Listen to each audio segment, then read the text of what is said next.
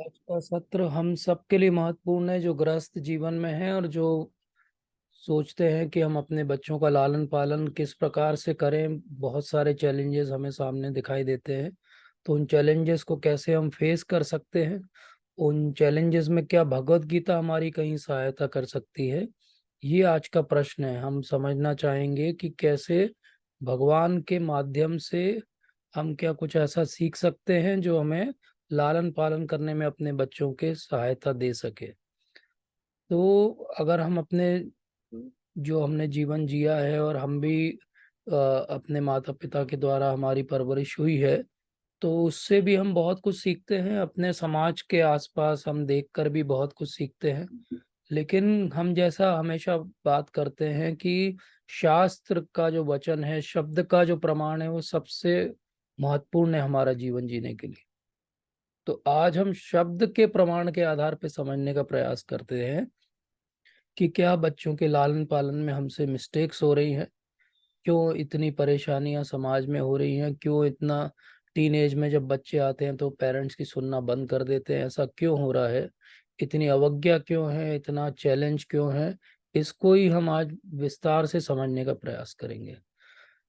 तो ऐसा समझिए कि हम दो सत्रों में इस बात को समझेंगे। तो आज हम पहला सत्र ले रहे हैं और इस सत्र को हम ऐसे नाम दे सकते हैं कि हम अपनी पेरेंटिंग कैसे कर रहे हैं, how are we doing parenting. क्या हमारी पेरेंटिंग अच्छी है, क्या हमारी पेरेंटिंग खराब है, इसको भी हम एनालाइज करेंगे। इनमें मैं कुछ ऐसी बातें भी कहूंगा जो हो सकता है कि आपको पहली बार में सुनने में अच्छी ना लगे, क्योंकि आपको लगे कि अरे ये तो हमारे ऊपर कोई आरोप लग रहा है। लेकिन मैं जो भी बात करूंगा वो श्रील प्रभुपाद के माध्यम से करूंगा। इसमें मेरा लेश मात्र भी कुछ नहीं है। प्रभुपाद ने जैसा बोला है पेरेंटिंग करने के लिए हमें, और भगवान ने भगवत गीता में जैसा बोला है, उसके आधार पे मैं बात करूंगा। इसलिए कोई भी ये ना सोचे कि हम कोई भी अपना एजेंडा पेश कर रहे हैं। हम केवल वही बात करेंगे जो प्रभुपाद ने बोली। तो हम सब ने टार्जन की कहानी सुनी है, हम सब ने मोगली की कहानी सुनी है। क्योंकि कई बार प्रश्न क्या उठता है, कई बार प्रश्न सिंपल सा उठता है, आजकल कलयुग है तो ये तक प्रश्न उठ जाता है कि अच्छा, पेरेंटिंग करने की जरूरत भी है क्या? बच्चे तो आसपास से देख के स्वतः ही सीख जाते हैं, उनको कुछ अलग से मेहनत करने की सिखाने की क्या आवश्यकता है। तो हम देखते हैं कि एक टार्जन व्यक्ति है जो जंगल पहुंच गया है और जानवरों के बीच रह रहा है, तो वो पूरी तरीके से जानवरों के समान व्यवहार करने लगता है। एक मोगली की भी कथा हम सुनते हैं जंगल बुक में। तो हम देखते हैं कि पेरेंटिंग की तो आवश्यकता है, क्योंकि अगर पेरेंटिंग की आवश्यकता नहीं होती तो टार्जन जंगल में रह के भी मनुष्य की तरह व्यवहार करता और मोगली भी जो है वो वैसा ही हो जाता। अब बड़ी अनफॉर्चुनेट सी बात है आजकल समाज में कि हम देखें कि बहुत सारे टार्जन और मोगली जो है वो सड़क पे घूम रहे हैं। और इसका अर्थ क्या है कि वो एक्चुअली जंगल में रहने के लिए भी फिट नहीं है लोग, और वो संसार में रह रहे हैं। तो इनको किसने पाला, किसने इनको टार्जन और मोगली बनाया?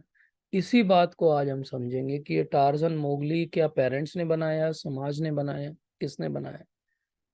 तो मैं जानता हूं कि हम में से कोई भी अपने बच्चे को टार्जन या मोगली की तरह नहीं सिखा रहा है, लेकिन ये एक एक्सट्रीम एग्जाम्पल मैंने लिया है।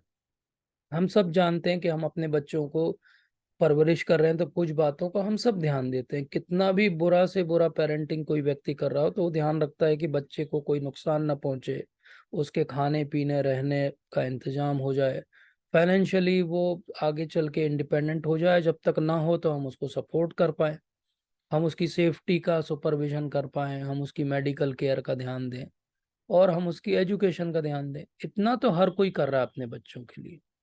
कुछ लोग इससे एक स्टेप और ऊपर कर रहे हैं। वो क्या कर रहे हैं, वो बता रहे हैं कि बच्चों, आपको कंसंट्रेशन फोकस सीखना है, आपको कम्युनिकेशन स्किल्स सीखना है, आपको नेटवर्किंग सीखना है, आपको क्रिटिकल थिंकिंग सीखना है, आपको चैलेंज आ जाए जीवन में तो कैसे उससे जूझना है और जीतना है ये सीखना है, कैसे अपने आप सेल्फ मेड पर्सन बनना है, कैसे लर्निंग सीखना है।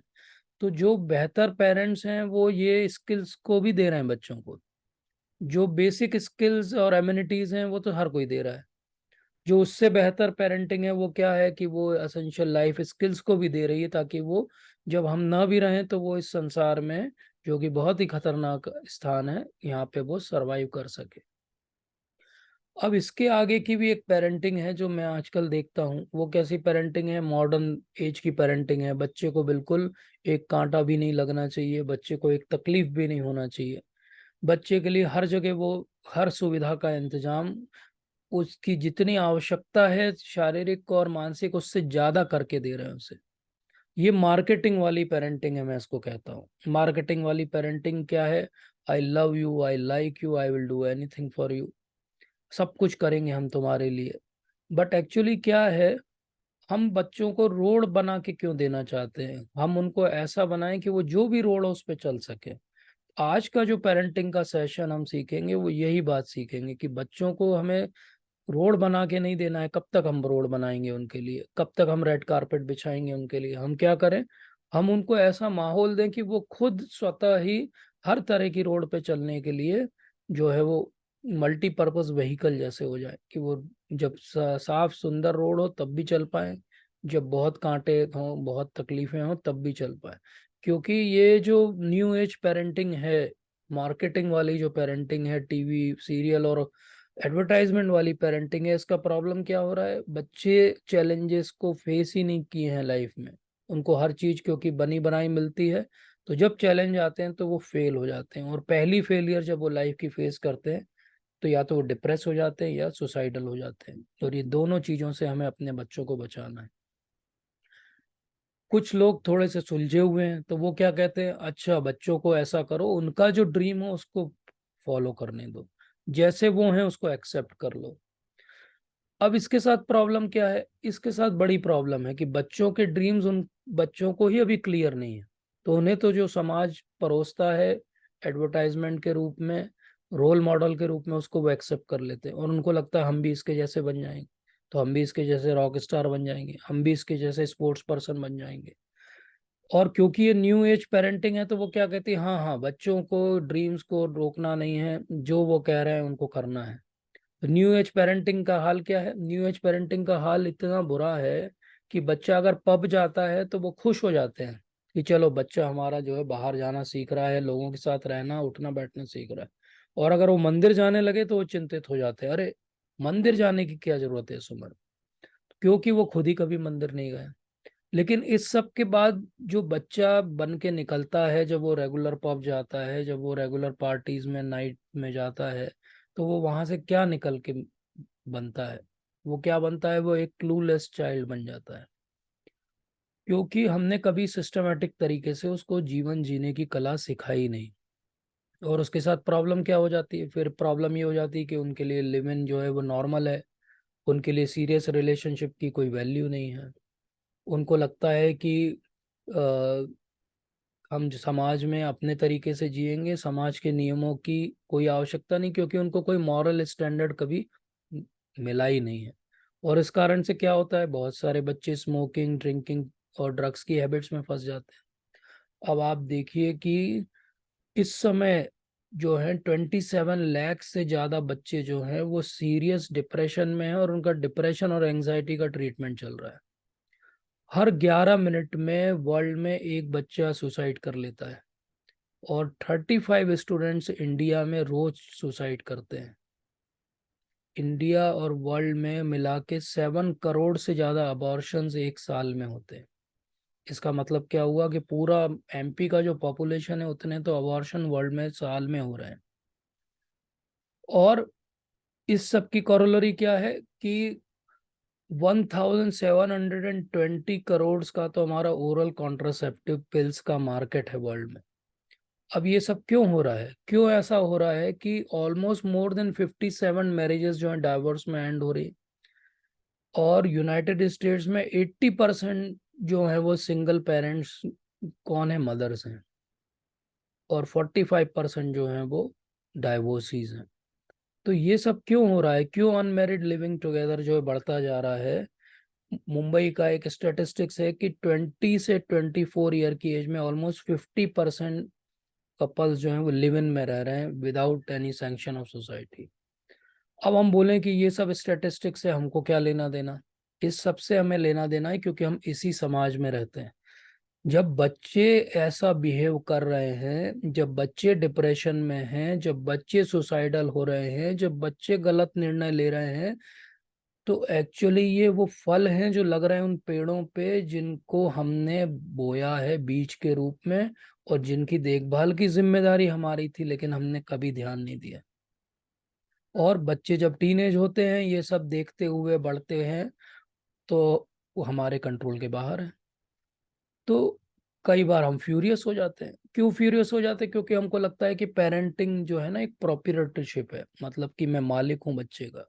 एक्चुअली पेरेंटिंग एक सर्विस है, और यहीं से ये कॉन्सेप्ट चालू होता है कि अगर वो सर्विस है तो वो स्पिरिचुअल सर्विस है।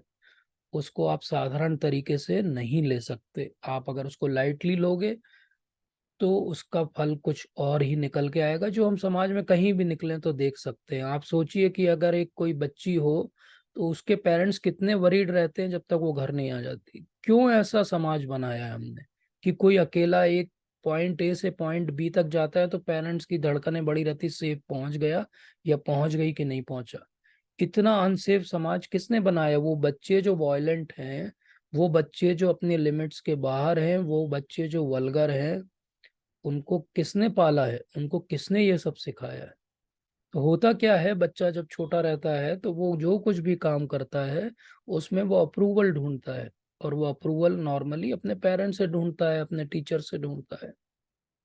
लेकिन जैसे जैसे बच्चा बड़ा होता है, स्पेशली 13 से 19 ईयर्स के बीच में, तो अब जब बच्चा बड़ा हो रहा है तो उसको बाकी रोल मॉडल्स भी दिखने लगते हैं। उस समय तक उसे लगता है कि पेरेंट ही सबसे बड़े रोल मॉडल हैं उसके लिए। और इसी समय उसके शरीर में, ब्रेन में बहुत सारे चेंजेस भी हो रहे हैं। हार्मोनल चेंजेस हो रहे हैं, उसकी लाइफ में बहुत सारे कंफ्यूजन्स आ रहे हैं, बहुत नई जो अर्जेस हैं वो पैदा हो रही हैं, और उस समय उसको कोई भी डायरेक्शन नहीं। तो ये 13 से 19 ईयर का बच्चा किसी से बात नहीं कर रहा है। इस समय वो केवल अपने पैर, जो फ्रेंड सर्कल है जिसको आधा अधूरा नॉलेज है, उसी से बात कर रहा है। और वो इंफॉर्मेशन जो उसको मिल रही है इंटरनेट से, अपने फ्रेंड से, वो इंफॉर्मेशन बस है, वो एक्चुअली नॉलेज नहीं है, वो विजडम नहीं है। और इसीलिए वो उस इंफॉर्मेशन पे एक्शन लेता है। और क्योंकि हार्मोनली वो डिस्टर्ब्ड है, तो उसका सोर्स ऑफ इंफॉर्मेशन क्या है? उसके फ्रेंड्स हैं। उसका सोर्स ऑफ इंफॉर्मेशन क्या है? टीवी है, इंटरनेट है, विकिपीडिया है। उसका सोर्स ऑफ इंफॉर्मेशन है, सोशल मीडिया है। तो प्रॉब्लम क्या हो रही है? अब ये इस तरह के जब सोर्स ऑफ इंफॉर्मेशन आपके रहेंगे तो मुश्किलें तो आएंगी। क्यों आएंगी? क्योंकि इसको ऐसे समझिए कि टीचर कहाँ तक कंट्रोल करता है या कहाँ तक उसकी आवाज सुनाई देती है? क्लासरूम तक सुनाई देती है। पेरेंट्स की आवाज कहाँ तक सुनाई देती है? पेरेंट्स की आवाज सुनाई देती है उनके घर में, ड्राइंग रूम तक, डाइनिंग रूम तक। बच्चा जब अपने बेडरूम में अपने मोबाइल या टीवी के साथ अकेला है, तो माया की आवाज तो वहां भी सुनाई देती है। तो टीवी जो है लोगों को ना केवल लेजी बना रहा है, उनको कंसंट्रेशन से डिस्टर्ब कर रहा है, उनको काउच पोटैटोज बना रहा है, बैठ के बस टीवी की चैनल बदलते रहते हैं, उनका इमेजिनेशन खत्म हो चुका है। और हो क्या रहा है उसके कारण? जो इतना वायलेंस उन्होंने टीवी पे देखा है, उसी को वो समाज में रिप्रोड्यूस कर रहे हैं। तो हो क्या रहा है? वो जो कुछ वायलेंस देख रहे हैं गेम्स में, वो जो कुछ वायलेंस देख रहे हैं इंटरनेट पे, टीवी में, वो सब वायलेंस जो है वो रिप्रोड्यूस हो रहा है। एक स्टेटिस्टिक्स है कि 90% जो कंटेंट है इंटरनेट का, वो या तो वायलेंस से रिलेटेड है या वल्गरिटी से रिलेटेड है। और 84% से ज्यादा जो मेल सर्कुलेट हो रही हैं दुनिया में, वो केवल स्पैम्स हैं, झूठ है, कुछ भी इसमें सच नहीं। और इन सब के बीच में बच्चा फंसा हुआ है जो इंटरनेट से एडिक्टेड है, क्योंकि कोई और उससे बात ही नहीं कर रहा है।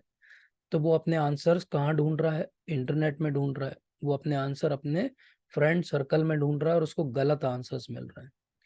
इसीलिए समझना है कि केवल हम ये करें बच्चों को कि समय ना दें और हम उनके लिए गैजेट ला के दे दें, तो वो गैजेट से उनका जीवन जो है वो सुधरने वाला नहीं।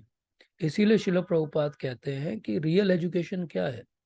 रियल एजुकेशन ये नहीं कि आपके पास बहुत सारा इंफॉर्मेशन हो।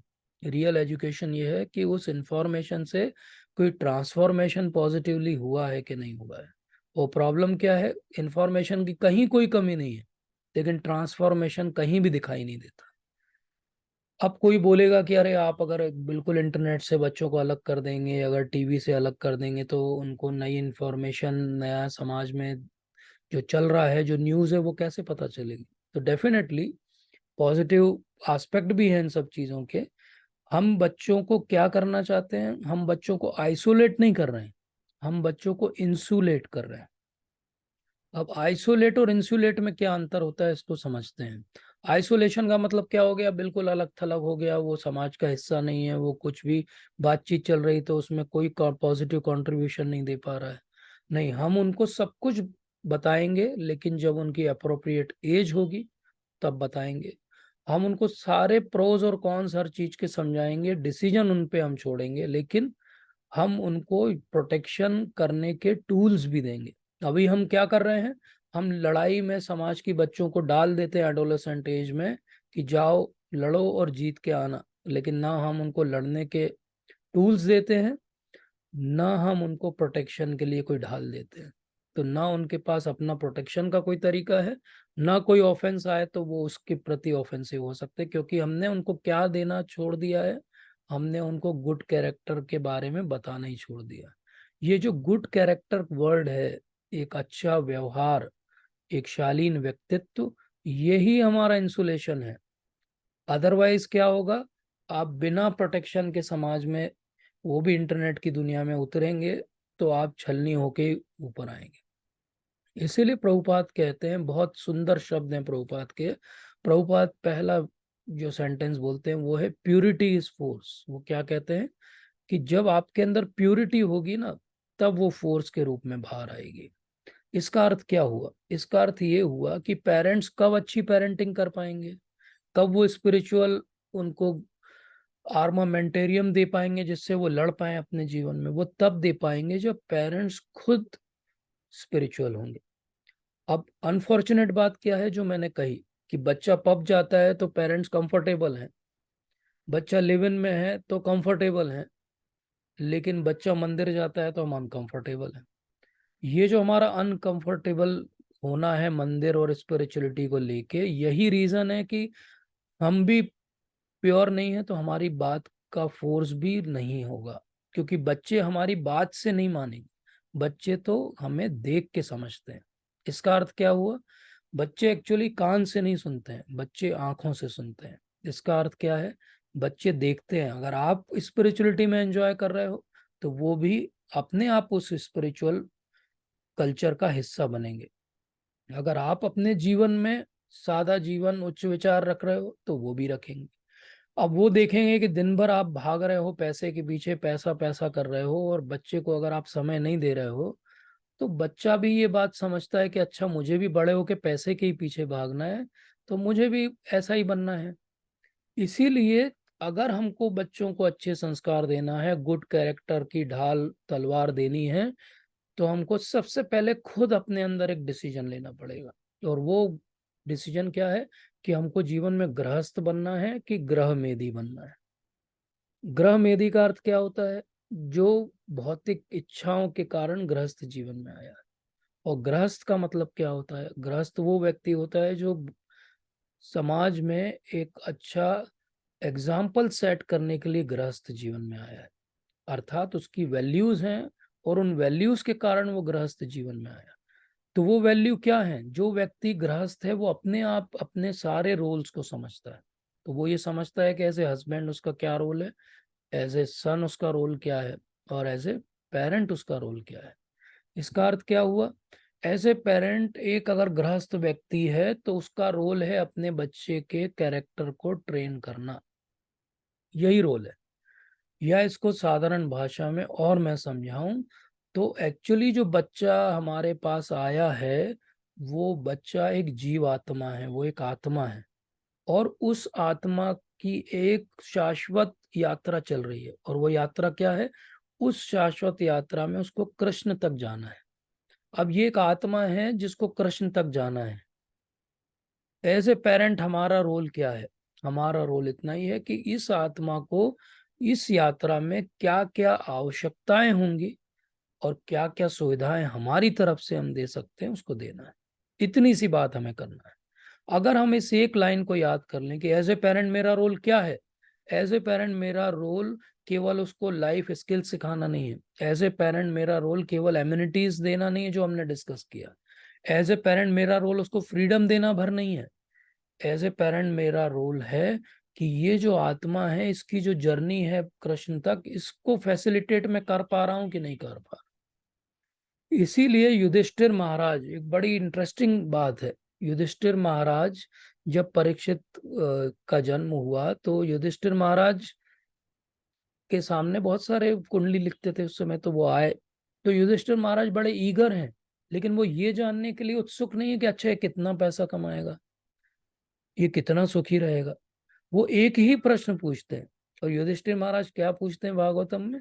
युधिष्ठिर महाराज पूछते हैं कि जो बच्चा है परीक्षित, ये हमारे जो फोर फादर्स हुए हैं, जो भगवान के महान भक्त हुए हैं, और जैसे हम हैं भगवान के भक्त, ऐसा बनेगा कि नहीं बने।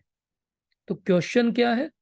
अगर वो गृहस्थ पेरेंट है तो वो एक ही क्वेश्चन पूछता है, क्या मेरा बच्चा भक्त बनेगा कि नहीं बनेगा, और उसके भक्त बनने में मैं कैसे उसकी सहायता कर सकता हूँ। जैसे श्रील प्रभुपाद बार बार अपने पिता को याद करते हैं, गौर मोहन डे उनके पिता का नाम है, बार बार याद करते हैं। इनफैक्ट 2 बार के एनेक्डोट्स तो मैंने पढ़े हैं जिसमें वो अपने सर्वेंट से सेवा ले रहे हैं, और उस समय वो एकदम से रात के समय याद करने और बोलने लगते हैं कि मेरे पिताजी कितने अच्छे थे। एक बार मृत्यु के जस्ट 1-2 दिन पहले उनको अपने पिता की बहुत याद आती है। वो क्या कहते हैं, वो तो सन्यासी हैं, क्या कहते हैं?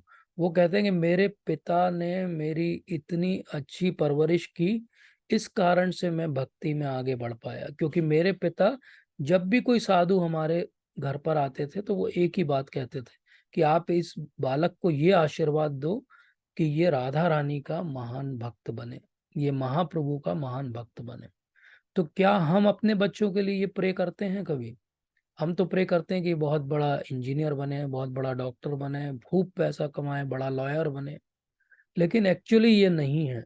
जो गृहस्थ पेरेंट है वो ये समझता है कि उसकी रिस्पॉन्सिबिलिटी क्या है। किसी को अगर बहुत विस्तार से इन रिस्पॉन्सिबिलिटीज को पढ़ना हो तो मैं आपको सजेस्ट करूंगा कि श्रीमद् भागवतम का 5th कैंटो में जब ऋषभ देव इंस्ट्रक्शन दे रहे हैं भरत महाराज को, और 7th कैंटो के लास्ट चैप्टर को पढ़ी, वहां पे बहुत डिटेल में वो बताते हैं कि गृहस्थ व्यक्ति की जिम्मेदारी क्या है। वहीं से हम एक श्लोक को लेके समझते हैं कि एक्चुअली कृष्णा कॉन्शियस पेरेंटिंग होती क्या है। तो वो कहते हैं कि गुरु न सस्यात, स्वजनो न सस्यात, पिता न सस्यात, जननी न सस्यात, देवम न तत्स्यान, न पतिश्च स्यान, न मोचयेद यत् समुपेन मृत्युम। तो वो क्या कह रहे हैं? गुरु न सस्यात, स्वजनो न सस्यात। इसका अर्थ क्या हुआ?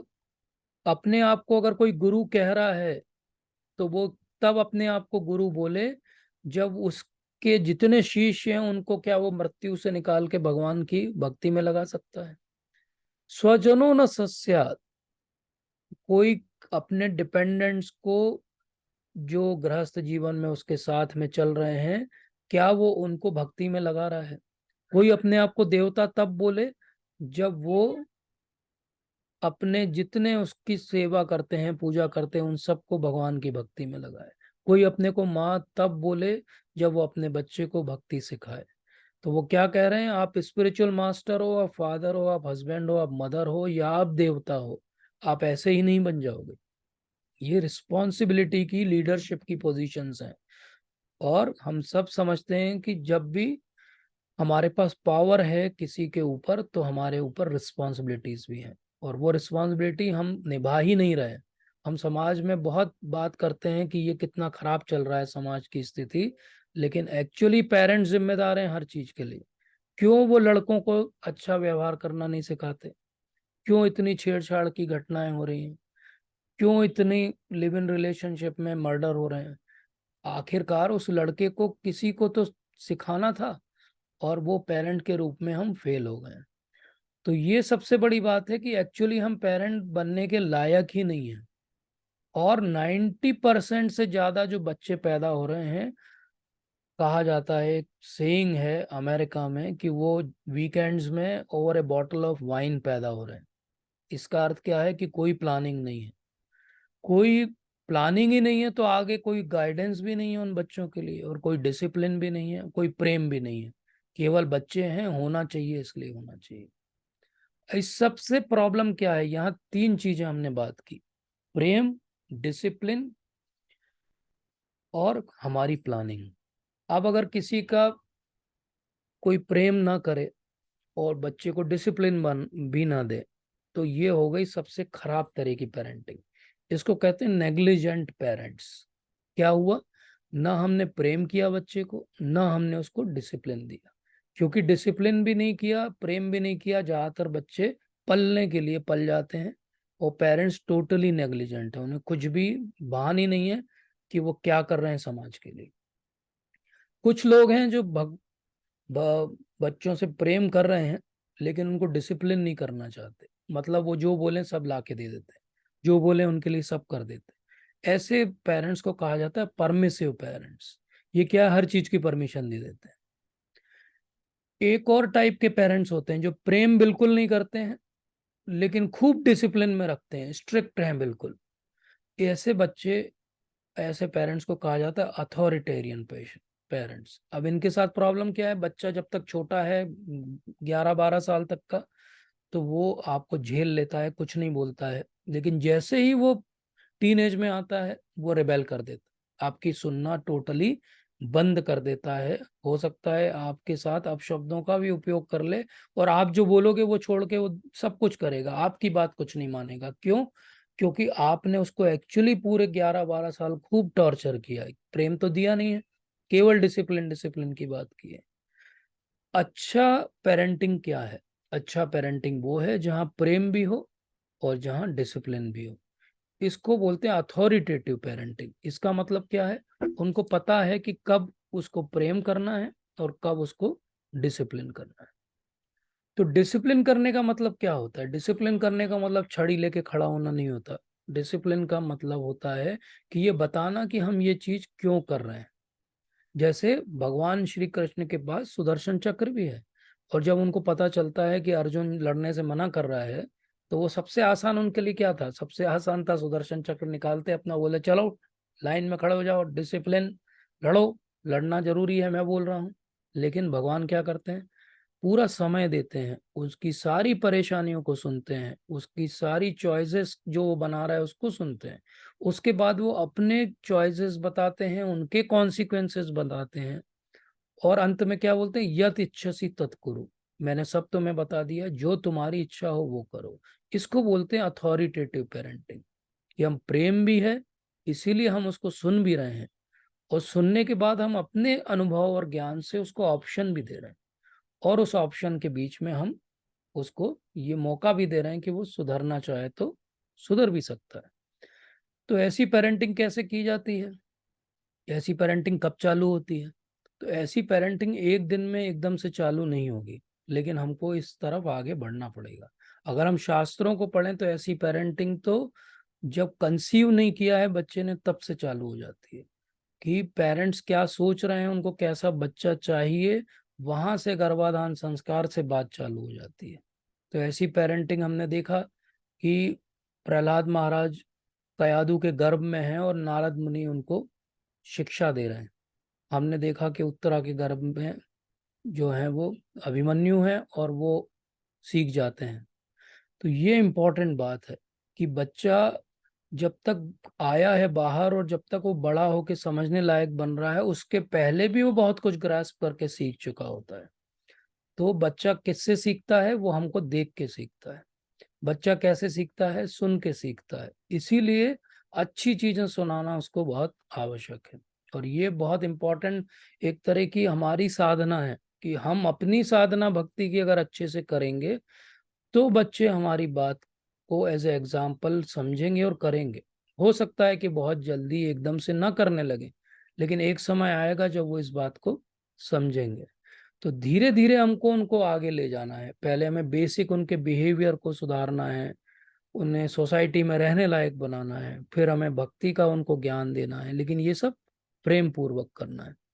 अब प्रेम केवल ये नहीं होना चाहिए कि बच्चे के प्रति माँ का भी प्रेम है, बच्चे के प्रति पिता का भी प्रेम है। माँ और पिता अर्थात हस्बैंड और वाइफ के बीच भी प्रेम होना चाहिए। वो प्रेम अगर बच्चे देखेंगे तो उससे सीखेंगे। अगर वो देखेंगे कि इनके बीच ही बातचीत नहीं है तो वो इस बात को बहुत नेगेटिव वे में लेंगे। और जो नेगेटिव वे में बच्चे पैदा होते हैं वो कैसे होते हैं उसको हम देख सकते हैं। भगवत गीता का 7.15 जो श्लोक है उसमें देख सकते हैं। किसी के पास भगवत गीता है क्या ओपन?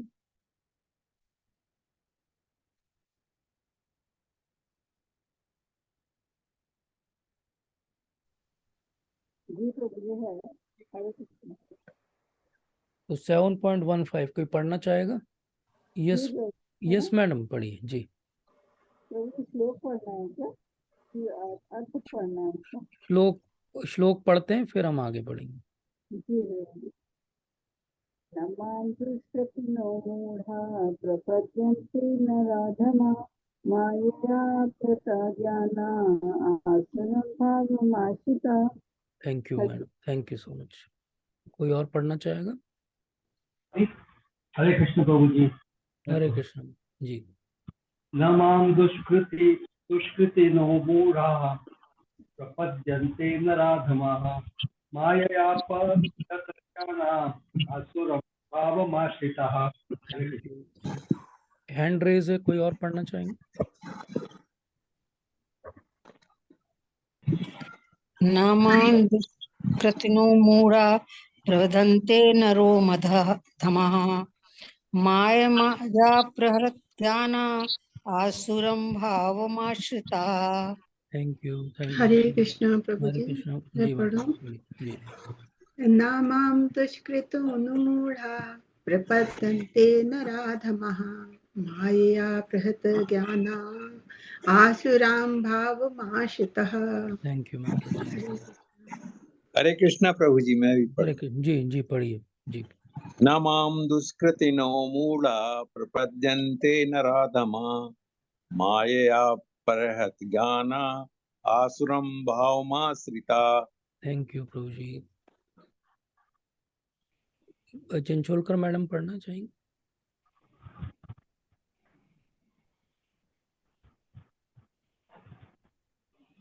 नीलिमा मैडम पढ़ना चाहेंगी? हाँ हाँ पढ़िए यस प्रभु मैडम जी। प्लीज। हरे कृष्णा प्रभु जी, हरे अभी कृष्ण, जैसे थैंक ज्वाइन कर रही हूँ। हाँ थोड़ा यू। हाँ देख। जी। न मान दुष्कृतिनो मूढ़ा प्रपद्यन्ते नराधमाः मायया परतज्ञाना आसुरं भावमाश्रितः। थैंक यू माता जी, थैंक यू सो मच। तो हमने ये देखा कि ये जो श्लोक है इसमें भगवान क्या कह रहे हैं। भगवान कुछ कैटेगरीज बता रहे हैं जो कभी भी उनके पास सरेंडर नहीं करती है। और कोई हिंदी में पढ़ना चाहेगा इसका मीनिंग? जी प्रभु जी। जी पढ़िए। जो निपट मूर्ख है, जो मनुष्यों में अधम है, जिनका ज्ञान माया द्वारा हर लिया गया है, तथा जो असुरों की नास्तिक प्रकृति को धारण करने वाले हैं, ऐसे दुष्ट मेरी शरण ग्रहण नहीं करते। हरे कृष्ण यस। प्रभु। तो अब ये दुष्ट कहाँ से आते हैं? ये कोई एलियंस नहीं है, ये कोई बाहर से नहीं आते हैं। ये सब हमारे ही बीच के लोग हैं जिनका लालन पालन इस प्रकार से हुआ है कि वो ऐसे बन जाते हैं। तो हम अपने आसपास जितने देखते हैं नराधमास, ये कहाँ से आ रहे हैं? नरों में अधम जो हैं वो कहाँ से आ रहे हैं? यहीं से आ रहे हैं। इसी बात को बहुत बहुत ब्यूटीफुली प्रभुपाद यहाँ पे समझाते हैं। सेकंड जो पॉइंट वो बता रहे हैं, बोले सेकंड पार्ट ऑफ दुष्कृतिना जो है वो है नराधम। और उन नराधमों का क्या हाल है? वो प्रभुपाद कहते हैं कि in the Gita the personality of God it clearly states that there is no authority above him, that he is supreme truth. The civilized form of human life is meant for man's reviving lost consciousness of his eternal relationship with the supreme truth, the personality of Godhead, Shri Krishna, who is all powerful। जो भी ये chance खो देता है वो नराधम है। तो हमने देखा था कि अगर आप पिता हो, अगर आप माता हो, अगर आप गुरु हो, अगर आप देवता हो, तो आपका कार्य है कि आपके अंडर में जो जो हैं उन सबको आप भक्ति में लगाओ। और अगर वो ये चांस खो रहे हैं ह्यूमन लाइफ में, तो एक्चुअली उनको नराधम बनाने की रिस्पॉन्सिबिलिटी हमें हमारे ही ऊपर कर्मों में आने वाली है। इसलिए बहुत जरूरी है प्रभुपाद आगे समझाते हैं, we get information from revealed scripture that when baby is in mother's womb an extremely uncomfortable situation, he prays to God for deliverance and promises to worship him alone as soon as he gets out. To pray to God when he is in difficulty is natural instinct in every living being because he is eternally related with God. But after his deliverance, the child forgets the difficulties of birth and forgets his deliverer also, being influenced by Maya, the illusory energy. तो हो क्या रहा है, हम सब ने माँ के गर्भ में प्रार्थना की है भगवान से कि हे भगवान मुझे यहाँ से बाहर निकाल दो, मैं हमेशा आपकी भक्ति करूंगा, ये मेरा आखिरी जीवन होगा। अब जो हमारा आज का सत्र है उसमें मैंने श्लोक क्यों लिया, क्योंकि अब इसके आगे का पैराग्राफ प्रभु जी आपके पास हिंदी में होगा, इसको हिंदी में पढ़िए ताकि सबको क्लियर समझ में आए। तात्पर्य प्रभु जी, ये मैं पढ़ूं? हाँ तात्पर्य, हाँ पढ़िए पढ़िए। It is the duty of guardians, यहाँ से चालू करिए। हाँ, ये सेकंड तो पार्ट। हाँ जी, ये तो बालकों के अभिभावकों का कर्तव्य है कि वे उनमें सुप्त दिव्य भावनामृत को जागृत करें। वर्णाश्रम पद्धति में मनुस्मृति के अनुसार ईश भावनामृत को जागृत करने के उद्देश्य से 10 शुद्ध संस्कारों का विधान है जो धर्म का पथ प्रदर्शन करते हैं, किंतु अब विश्व के किसी भाग में किसी भी विधि का दृढ़तापूर्वक पालन नहीं होता और फलस्वरूप 99.9% जनसंख्या नराधम है। सोचिए प्रभुपाद क्या कह रहे हैं। थैंक यू माता जी। प्रभुपाद कह रहे हैं कि 99.9% लोग जो हैं संसार में नराधम हैं। क्यों हैं?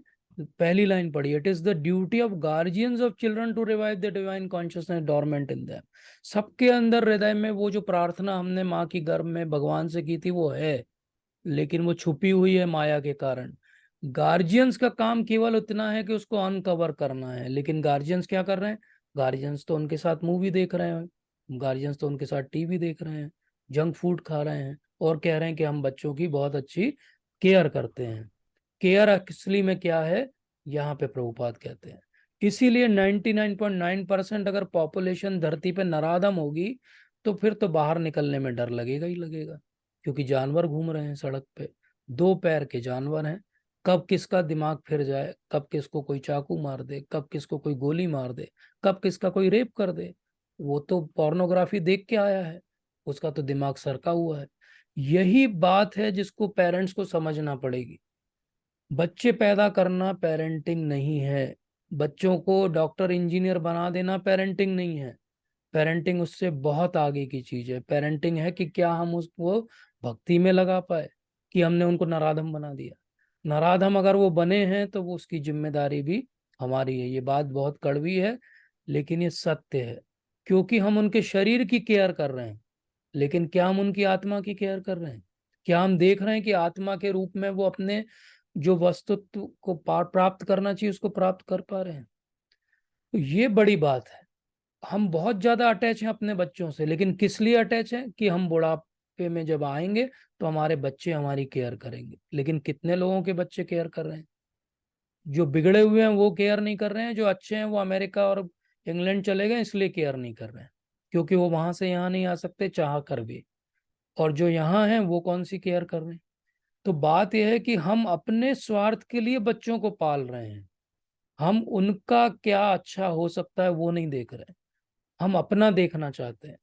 अगर भक्ति में सच में हमको समझना है बात को, तो हमको इस बात को समझना पड़ेगा जो प्रभुपाद ने इस तात्पर्य की एक पैराग्राफ में दे दी है। वो एक पैराग्राफ ही पूरी पेरेंटिंग है, बस कोई बड़े सेमिनार की जरूरत नहीं है। उस एक पैराग्राफ को जीवन में पालन कर लिया तो आप अच्छे पेरेंट हो गए, और आपने नहीं किया तो आपने एक नराधम और धरती पे उतार दिया, जहां 99.9 पहले ही नराधम है। ये प्रभुपाद की वाणी है, हमारी नहीं है। सोचिए इसको। इसलिए प्रभुपाद बार बार कहते हैं कि अच्छी पेरेंटिंग करना और अच्छे संस्कार देना बच्चों को बचपन से बहुत जरूरी है। और इस बारे में वो बार बार चाणक्य पंडित को कोट करते हैं। हम सब ने प्रभुपाद के तात्पर्य में चाणक्य पंडित को सुना है। तो वो क्या कहते हैं? लालयेत 5 वर्षानी 10 वर्षानी ताड़येत। इसका अर्थ क्या हुआ? 5 साल तक बहुत प्रेम करो, लालयेत 5 वर्षानी 10 वर्षानी ताड़येत, और अगले 10 साल तक उनको डिसिप्लिन में रखो। प्राप्ते तु षोडशे पुत्र मित्र वादाचरेत। इसका अर्थ क्या हुआ? कि अब 15 साल का हो गया बच्चा, अब इसके बाद वो बिल्कुल मित्र के जैसा उसके पास व्यवहार करो। और यही हमारी प्रॉब्लम है। हम 15 साल के बच्चे को भी या तो वैसा प्रेम कर रहे हैं जो 5 साल के बच्चे को करना चाहिए। हम 10 साल के बच्चे को भी प्रेम ही प्रेम कर रहे हैं, डिसिप्लिन नहीं दे रहे हैं। और जब वो 16 साल का हो रहा है तो उसको एक्चुअली बैठ के फ्रेंड जैसे डिस्कस करना चाहिए, ताकि वो अपनी सारी परेशानियां खुल के हमसे बात कर सके। तो तब हम एकदम डिसिप्लिन में आ जाते हैं, तो वो हमसे कुछ भी शेयर करना बंद कर देता है। अगर ये एक बात और समझ लें हम चाणक्य नीति से कि किस एज में हमको कैसा बिहेवियर करना है, तो बहुत चीजें सुधर सकती हैं। अब आप बोलोगे कि बस इतना आसान है क्या, ये करना इतना आसान है? एक्चुअली करना इससे भी आसान है। करना कुछ भी नहीं है हमको। करना क्या है, हम जो अभी नहीं कर रहे हैं उसको करना है। इसका अर्थ क्या हुआ? अगर हम अच्छे से भक्ति को एंजॉय करने लगे तो अपने आप हमारे बच्चे हमको रोल मॉडल समझ के भक्ति में आ जाएंगे। कुछ और एक्स्ट्रा करने की जरूरत नहीं। पर हम क्या करते हैं, हम खुद ही अगर माला नहीं कर रहे हैं, हम खुद ही अगर कीर्तन नहीं कर रहे हैं, भजन नहीं कर रहे हैं, तो वो क्यों करेंगे? वो तो हमको कॉपी करने वाले हैं। इसलिए इसका सुधार क्या है, इसको कैसे हम इम्प्रूव कर सकते हैं, इसको हम एक और सेशन में और डिटेल में समझेंगे। लेकिन अभी हो सकता है कोई अगला सेशन अटेंड करे ना करे, तो मैं आपको एक आउटलाइन देता हूँ, और उसको हम कहते हैं सैंडविच प्रोग्राम। सैंडविच प्रोग्राम का मतलब क्या हुआ? सैंडविच प्रोग्राम का मतलब है कि सुबह जल्दी उठाइए बच्चों को। सुबह कम से कम वो कुछ माला करें आपके साथ, या आप कीर्तन करो, पूजा करो, तो उसको वो अटेंड करें। अगर आप डीटी वर्शिप करो तो उसको वो अटेंड करें और उसमें पार्टिसिपेट करें। तो सुबह की उनकी शुरुआत जब अच्छी स्पिरिचुअल वाइब्रेशन से होगी, तो उनके दिन के टेंट्रम्स, उनके मिसबिहेवियर बहुत कम हो जाएंगे। और फिर दिन में उनको पढ़ने लिखने दीजिए, अपना जो भी उनका जीवन है उसको जीने दीजिए। और शाम के समय फिर एक छोटा सा कीर्तन और कोई भगवत गीता का श्लोक पढ़िए, कुछ चीज को डिस्कस करिए। आप उनके सामने शास्त्रों का अध्ययन करिए, ताकि वो भी इंस्पायर हो कि ऐसा क्या है कि ये दिन भर यही पढ़ते रहते हैं, ऐसा क्या है, क्या मैं भी इसको पढ़ सकता हूँ, क्या मैं भी इसको समझ सकता हूँ। तो डेफिनेटली इससे हमारे जीवन में तो भक्ति आएगी आएगी, हम ऑटोमेटिकली अपने बच्चों को भी भक्ति दे पाएंगे। तो इसको मैं कहता हूँ कॉन्शियस पेरेंटिंग। अभी हमारी पेरेंटिंग कैसी चल रही है? अनकॉन्शियस पेरेंटिंग कर रहे हैं, ठीक है, चल रहा है, पल ही जाते हैं, हर बच्चा पल जाता है, कौन सी बड़ी चीज है, वो सड़क पे रहने वाले का भी बच्चा पल रहा है, हमारा भी पल जाएगा।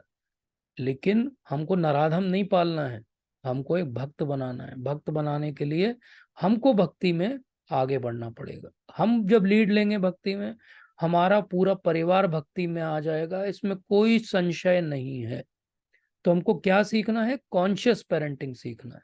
और एक और वर्ड मैं आज आपको बताऊंगा, लेकिन इसको हम अगले सत्र में डिटेल में डिस्कस करेंगे, और उसको मैं कहूंगा डिटेच्ड केयरिंग। इसका मतलब क्या हुआ? हमें केयर करना है, हमें उनकी सारी सुविधाओं का ध्यान रखना है, लेकिन फिर भी हमको बहुत उनसे अटैच नहीं हो जाना कि हम उनकी केयर कर रहे हैं तो वो हमारी केयर करेंगे। कई बार परिस्थितियों के कारण, कई बार परेशानी के कारण वो केयर नहीं कर पाएंगे। तो इसलिए हमको क्या करना पड़ेगा?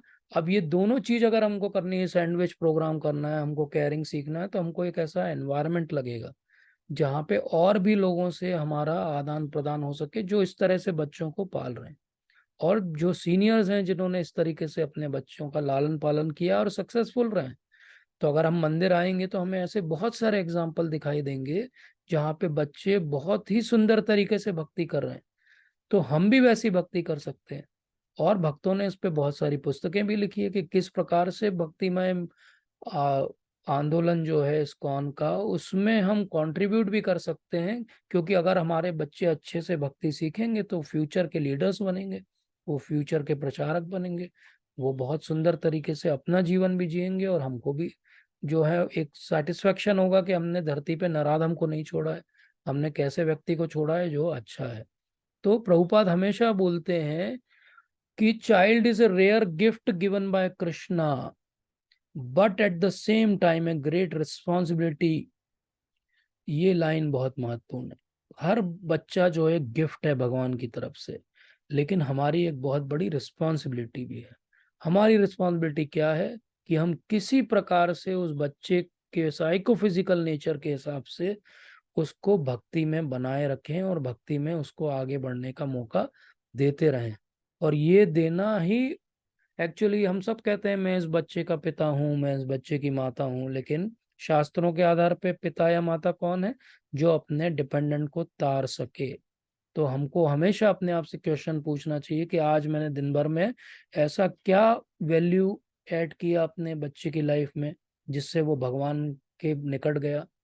क्या मैंने ऐसा कुछ किया कि उसकी ये जो इटर्नल जर्नी है इसमें मैंने फैसिलिटेट किया। तो अगले सत्र में हम बहुत सारी प्रैक्टिकल टिप्स सीखेंगे कि किस प्रकार से इस बात को हम कर सकते हैं। अगर आज कोई प्रश्न हो तो हम ले सकते हैं, वैसे हम चाहेंगे कि दोनों सत्र हो जाएं उसके बाद प्रश्न हो, ताकि हम बहुत सारी चीज़ें जो आज क्वेश्चन होंगी वो शायद अगले सत्र में हम आंसर कर पाए। तो आप सभी का बहुत बहुत धन्यवाद, थैंक यू सो मच। फिर भी कोई अगर क्वेश्चन हो तो पूछ सकते हैं। हरे कृष्ण, जय श्रील प्रभुपाद। हरे कृष्ण प्रभु जी। प्रभु जी हरे यस, कृष्ण प्रभु। हरे कृष्ण माता जी, जी बोलिए। मैं ये कह रही थी प्रभु जी, जैसे आपने ये पेरेंटिंग के लिए कहा, तो हम लोग भी जब पूजा पाठ करते तो सुबह शाम, जब तक बच्चे छोटे थे तो बच्चों को साथ में बिठाते थे, और बच्चों में है भी काफी, हम डाले दे रहे गलत डाली हम यहाँ। यस, तो बच्चे भी साथ में बैठते थे, आरती करते थे, और बच्चों में मतलब भगवान के प्रति श्रद्धा भी, कि अगर कोई पूजा पाठ कर रहे हैं तो भाई जब तक पूजा पाठ नहीं कर लेंगे तब तक पानी नहीं पीना है। हम लोगों की तरफ से मतलब वो जैसा देखते हैं वैसे बच्चे करते हैं।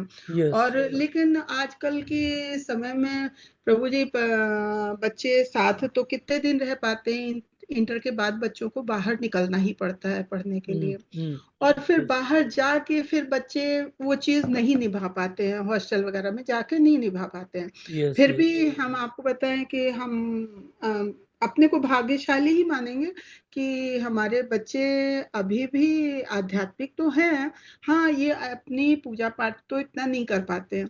और हमारा जैसे बेटा था तो वो तो पढ़ाई के बाद ही यूएस चला गया, यूएस गया भी, लेकिन फिर भी हम भाग्यशाली, हमारे हस्बैंड की डेथ हुई, इतने अच्छे उसमें था, सब कुछ था, लेकिन सब कुछ छोड़ के और हमारे लिए, हमारी सेवा के लिए वापस आ गया। जबकि मैंने उसे बहुत समझाया कि अपनी लाइफ देखो, हमारा तो जैसा है कट जाएगा, लेकिन फिर भी हमारे लिए वो आया। तो हम तो समझते हैं हम भाग्यशाली हैं। लेकिन हाँ, ये है, अब आज के प्राइवेट जॉब होते हैं, आप जानते हैं कि बच्चों को इतना समय नहीं मिलता है। हालांकि वो उनमें है, आध्यात्मिक हैं, और हमारी हर चीज में हमें सहयोग करते हैं, तो हम समझते हैं कि इतना ही हमारे लिए बहुत है। लेकिन ये परिस्थितियां होती हैं कि किस तरह से फिर बच्चों को यस, क्या यस, कर इसीलिए बहुत जरूरी है कि हमें जी ये तो पता है कि कम से कम 17-16 साल तक बच्चा हमारे साथ में रहेगा। तो ये 16-17 साल जो हैं ये फाउंडेशन होना चाहिए उसकी स्पिरिचुअल लाइफ की। इस समय हम इतनी स्ट्रांग फाउंडेशन दे दें कि ठीक है, ऐसा जरूर होगा कि एक समय आएगा जब व्यस्तता के कारण वो सारे नियमों का पालन नहीं कर पाएगा, लेकिन जी धीरे धीरे जैसे उसकी लाइफ सेटल होगी तो ही will come back to his original ये हमें पोजीशन। एहसास है कि जब यस, बच्चों के पास टाइम होगा तो बच्चे जरूर करेंगे, क्योंकि बिल्कुल अभी भी करेंगे। अगर जैसे कोई सांसारिक संस्कारिक पूजा वो होती है तो हर चीज को वो लोग बहुत ही ढंग से करते हैं, नियम बिल्कुल से करते बिल्कुल, हैं। तो तो ये आपके ही संस्कार है माता जी, और ये इंस्पिरेशन है जो भी माता जी को सुन रहे हैं कि हम जो भी घर पे करते हैं वो कुछ भी व्यर्थ नहीं जाएगा। भगवान ने तो कहा है कि भक्ति एक कण भी आपने की है तो वो अगले जीवन तक रहेगी आपके साथ, तो इस जीवन में क्यों नहीं रहेगी। इसलिए अच्छे संस्कार देना, अच्छे इंप्रेशन देना, अच्छे उनको ये अंडरस्टैंडिंग देना कि जीवन में जब परेशानी आए तो एक्चुअली भगवान है जो हमारी सहायता करेंगे। वो जब हमें देखेंगे एक परेशानी में हम भगवान को याद कर रहे हैं तो डेफिनेटली वो इस बात को अपने साथ लेके जाएंगे। नहीं तो जी क्या होगा, जब परेशानी आएगी तो वो गलत संगत में पड़ जाएंगे, ड्रिंक करने लगेंगे, कुछ गलत आदत डाल लेंगे स्ट्रेस के कारण। स्ट्रेस मैनेजमेंट ऑटोमेटिकली हो जाएगा अगर वो भक्त बन जाएंगे। तो डेफिनेटली माता जी का कितना अच्छा वो सुझाव है तो कि 9-10 साल तक बाहर रह के भी आया, तब भी कोई ऐसे यस, उसके मतलब ऐसे अवगुण नहीं आए। तो तो ये आप ही का भगवान की स्ट्रॉन्ग ही जो कृपा है। स्पिरिचुअल फाउंडेशन है यही बात हमने की कि आपने अपने जीवन में इतनी स्पिरिचुअल फाउंडेशन उन्हें दी है, और वो उसी कारण से वो आपको इतना रिस्पेक्ट भी करते हैं, ये भी याद रखिए। उनका वो कभी बोलेंगे नहीं आपको, लेकिन वो आपको रिस्पेक्ट इसीलिए करते हैं। वो इसीलिए यूएस से वापस आ गए, क्योंकि ही नोस कि आपने जो उनको दिया है वो एक्चुअली सामान्य चीज नहीं है। और अब हमें क्या करना है, अब जब हमारी अगली जनरेशन उनकी आएगी तो हमें वो ट्रांसलेट उनमें भी करना है। थैंक यू सो मच माता जी फॉर योर। धन्यवाद धन्यवाद। जी, हरे कृष्ण। हरे कृष्ण। एक और कुछ हैंड रेस है क्या? हरे कृष्णा प्रभु जी। यस माता जी। जी दंडवत प्रणाम प्रभु जी। जी।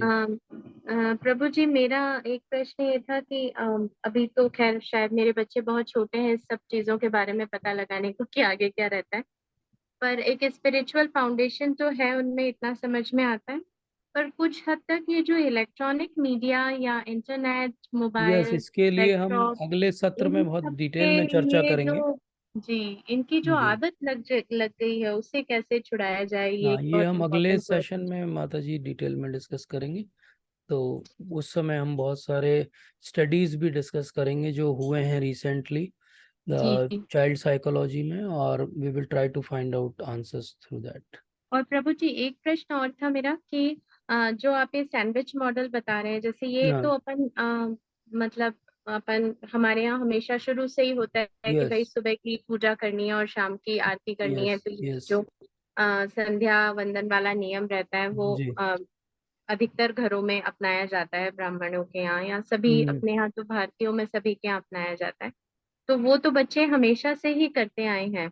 तो बहुत क्या अच्छी इन बात चीजों है। का कोई आगे चल के फर्क पड़ता है? क्योंकि बहुत मुझे फर्क सबसे पड़ता है। ज्यादा टेंशन ये रहता है कि जो पीयर प्रेशर होता है जो आगे चल यस, के बच्चों में आता है, तो उसके कारण भी भटकने के बहुत चांस रहते हैं। तो क्या बच्चे ये देखकर समझेंगे कि हमारे माँ बाप ये सब नहीं करते तो हमें बिल्कुल उसमें नहीं बिल्कुल। जाना है? और इसके मैं आपको एग्जांपल देता हूँ। मैं बहुत एक्टिवली मेरे जो रेसिडेंट्स हैं सर्जरी के, उनके साथ मैं इंटरेक्ट करता रहता हूँ। और जब भी जी कोई नया बैच आता है मेरे पास तो मैं उनसे पूछता हूँ उनकी बेसिक हैबिट्स कैसी हैं, ड्रिंक करते हैं क्या, वो कुछ और एंटरटेनमेंट के लिए क्या करते हैं, क्या वीडियो गेम्स खेलते हैं। And you will be surprise to know कि ज्यादातर बच्चे, जब मुझे पता चलता है इनमें से कोई भी हैबिट उनकी पूरी एमबीबीएस के दौरान और फर्स्ट ईयर एमएस के दौरान नहीं बनी है, तो आई हम्म, इंक्वायर कि how was your life, how was your rearing at home, and I come to know that it was always a spiritual foundation which was given to them. वही बच्चे हैं जो बच जाते हैं इन सब चीजों से। और मैं उन हम्म, बच्चों से भी बहुत इंटरेक्ट करता हूँ जो इन सब चीजों में पड़े हुए हैं, जो जानते हैं कि ये जो कुछ भी कर रहे हैं गलत कर रहे हैं। और मैं उनसे कहता हूँ कि क्या आप अपने पेरेंट को फोन करके बोल सकते हो कि मैं ड्रिंक करने लगा हूँ? क्या जी। आप में इतना गट्स है? और पर आज तक प्रभु जी मुझे एक भी आजकल तो बच्चा नहीं मिला जो ये बोले कि हाँ सर लगा लेते हैं फोन और बता देता हूँ मैं। ऑल्दो उनमें से कईयों के घर में ड्रिंक हो रही है, लेकिन कोई भी पेरेंट चाहे वो ड्रिंक भी करता हो तो वो ये नहीं चाहता कि अपन उसका बच्चा करने लगे। कोई स्मोक करता हो तो वो ये नहीं चाहता कि उसका बच्चा करने लगे। तो डेफिनेटली हम ये नहीं कह सकते कि 100% इससे प्रोटेक्शन हो जाएगा, लेकिन एक इंसुलेशन का काम तो ये डेफिनेटली करेगा। तो कम से कम बेसिक स्ट्रेस में उनको एक कम्युनिकेशन का द्वार खुला रहेगा कि हायर पावर से हम बात कर सकते हैं। हमको स्ट्रेस में हमेशा जरूरी नहीं कि हम ड्रिंक करके ही उस स्ट्रेस को कम करें, तो डेफिनेटली इससे फर्क पड़ेगा, इसमें कोई डाउट ही नहीं है। पर सर कई जगह है ना, ऐसा है जैसे प्रोट्रेट करते हैं लोग आजकल कि drinking as well as non veg eating या ये सब बहुत नॉर्मल है, बहुत यस सही यस, है। इसीलिए क्या ये करना इतना चाहिए। पोर्ट्रे हो रहा है कि उसको यस, कितने हद तक हम बचा के रख पाएंगे, लाइक बहुत बिल्कुल सारे बचा लोग के रख पाएंगे, कोई बड़ी चीज नहीं है इसमें। हमें कभी डाउट नहीं करना चाहिए कि हम इसको नहीं बचा के रख पाएंगे, क्योंकि आप देखिए यहाँ तो कुछ पोर्ट्रेयल नहीं है। आप यूएस की बात करिए, यूके की बात करिए, लोग वहां भी वीगनिज्म में आ रहे हैं ना। कैसे आ रहे हैं? तो उनको तो कोई रोल मॉडल भी नहीं है आसपास, तो भी लोग वीगनिज्म में आ रहे हैं। तो हम ये एग्जाम्पल भी तो उनको दे सकते हैं।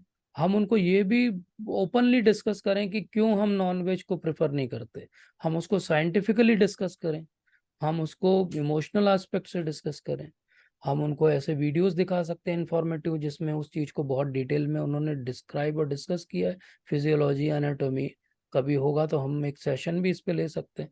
तो हम इन चीज़ों को बहुत अच्छे से, जितना बम्बार्डमेंट हो रहा है मार्केटिंग मीडिया का, उस सब को हमको इनको एक जो है टूल देना पड़ेगा जिससे वो उसको हैंडल कर पाए। ये हम अगले सेशन में समझेंगे कि कैसे हम वो सर्वाइवल के टूल्स अपने बच्चों को दें कि जब वो हमारे हद से बाहर जाएं, हॉस्टल में जाएं, तो वो अच्छे से अपने आप को सेफली वहाँ पे इन्वॉल्व होते हुए भी किसी चीज, गलत चीज में ना फंसे। ये हम टूल्स दे सकते हैं उनको, डेफिनेटली दे सकते हैं, इसमें कोई नहीं डाउट नहीं, और प्रभु जी आपके सिखाने का तरीका भी अच्छा है, तो जल्दी सीख जाएंगे। अभी तो मैंने बच्चों को एक बहुत आसान तरीका, पहले ओम नमः शिवाय की माला करते थे, तो मैंने कहा अब आप लोगों का प्रमोशन हो गया, अब नर्सरी में छोटा मंत्र जाप करते हैं, फिर अब फर्स्ट क्लास में आ जाते हैं तो बड़ा कोर्स होता है, इसलिए अब हरे कृष्ण वाला करना शुरू यस, कर दो। अरे बस बस, सो तो nice, so people nice. Are good और इनफ आपको इसका दोनों। इफेक्ट दिखेगा माता जी, the way and the when they will start chanting, अपने आप वो बुक पढ़ने लगेंगे, आपको कुछ नहीं करना पड़ेगा, अपने आप उनमें स्पिरिचुअलिटी के क्वेश्चन आने लगेंगे। क्योंकि हमने अभी समझा, प्रभुपाद ने बोला कि हम सब ने इंट्रा यूट्राइन एक प्रेयर की थी भगवान से, वो प्रेयर हमारे अंदर रखी है, बस उसके ऊपर माया की कवरिंग है। जब हम हरे कृष्णा मंत्र करते हैं तो माया की कवरिंग जल्दी धीरे धीरे खुल जाएगा और वो प्रेयर बाहर आ जाएगी कि yes God, I want to be with you.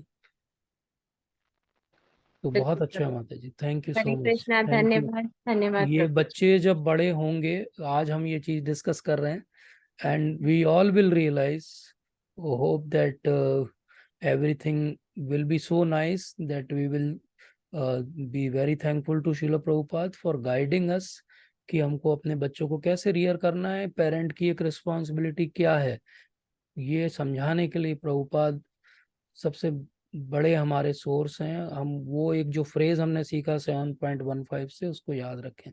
Thank you so much. अगर हरे कोई और, कृष्णा प्रभु जी जी। हरे कृष्णा, थैंक यू। अगर कोई और प्रश्न नहीं है तो हम आज का सत्र यही अंत करते हैं। हरे कृष्ण हरे प्रभु। कृष्ण हरे प्रभु कृष्ण, जी, थैंक यू। कोटि कोटि बहुत बहुत प्रणाम, धन्यवाद। दंडवत थैंक हरे प्रणाम यू, प्रभु कृष्ण। जी। हरे कृष्ण।